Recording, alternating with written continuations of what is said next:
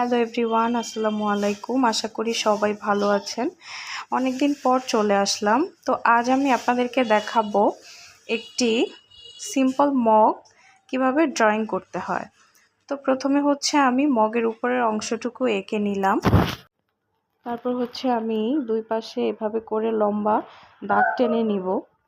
আসলে এটা নির্ভর করছে আপনি কতটুকু লম্বা মগ আপনি আঁকতে চাইছেন।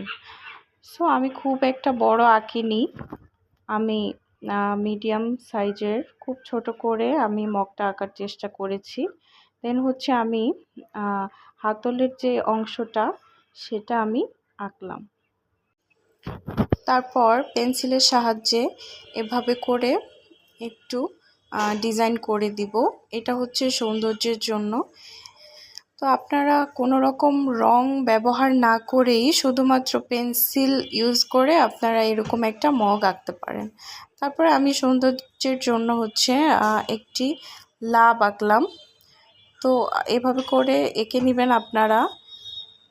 দেন হচ্ছে এখানে যা মন চায় তাই লেখা যাবে, যেমন লাভ লেখা যাবে, তারপর হচ্ছে হ্যাপি বার্থডে লেখা যাবে, এবং হচ্ছে বেস্ট ফ্রেন্ড বা যে যেরকম আঁকতে স্বাচ্ছন্দ্য বোধ করেন আপনারা সেভাবেই আঁকতে পারেন।